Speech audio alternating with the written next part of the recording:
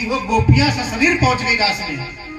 पर जिनकी साधना अभी कच्ची थी, उनको भगवान ने पहले विरह ताप में तपाया, फिर उसके बाद महारास में बुलाया।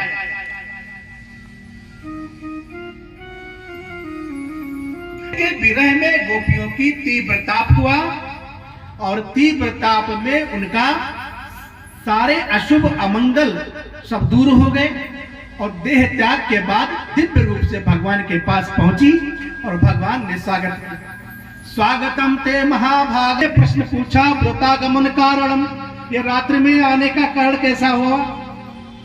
सोए गोपियों का मुंह लटक गया, बंसी बजा के इन्होंने बुलाया, यही पूछ रहे कैसे आना हुआ। कुछ बोली नहीं। भगवान बोले मैं समझ गया, चांदनी देखने आई होगी चंद्रमा की। गोपियों ने सिर हिला दिया, चांदनी तो हम कई बार देखे हैं, चांदनी देखने नहीं आए। ओहो समझ गया, पतिदेव से खटपट हो गई होगी, सो लड़ाई झगड़ा करके भाग गई। गोपियों ने सिर हिला के कहा महाराज किसी से कोई झगड़ा नहीं। अरे तो फिर आई क्यों हो। गोपियां आपस में इशारे में बोली बहन अब ये लगता है हमसे सुनना चाहते तो चलो सुना ही देते हैं, जानते हुए भी अनजान बन रहे हैं। तब गोपियों ने मिल करके प्रभु को एक गीत के माध्यम से अपने हृदय का प्रेम प्रकट किया। इसी का नाम है प्रणय गीत। हे प्रभु, गोपियां कहती हैं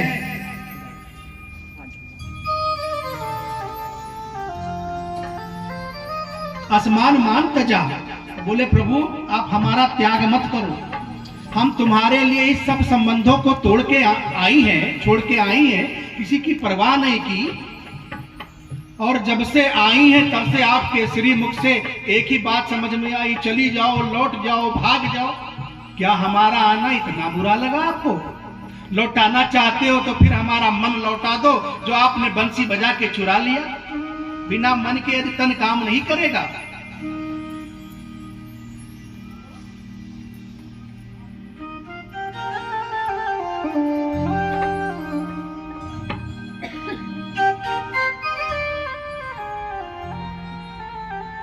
कहते हैं प्रभु आपने बंसी बजा करके हमारा चित्त चुरा लिया है, हमारा पैर आपके श्री चरणों को छोड़ के लौटना ही नहीं चाहता, पादों पदम न चलता। भगवान बोले रिक्शा तांगे में बैठा के तुम्हें घर पहुंचा दूंगा, फिर तो पधारोगी।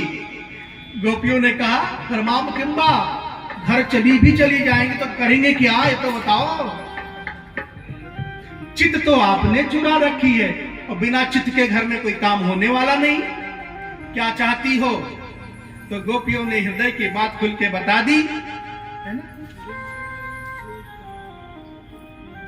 धरती कहते हैं सिंचांग नस्तक धरा, पहली बार गोपियों ने हृदय से अपनी बात खुल के रखी कि अपने अधर सुधा का दान दे। और यहां पे डोंगरे जी महाराज अधरामृत का बड़ा सुंदर अर्थ करते थे। बोले धरती इति धरा, धराया अमृतम धरामृतम, धरामृतम ना भवति इति अधरामृतम। जो अमृत इस धरा पर कहीं भी उपलब्ध ना हो उसका नाम अधरामृत है, और वो केवल गोविंद के पास ही प्राप्त हो सकता है, धरती पर और कहीं नहीं है। उस प्रेमा अमृत की याचना ब्रज गोपियों ने जब करी तो भगवान ने पहले परीक्षा ली।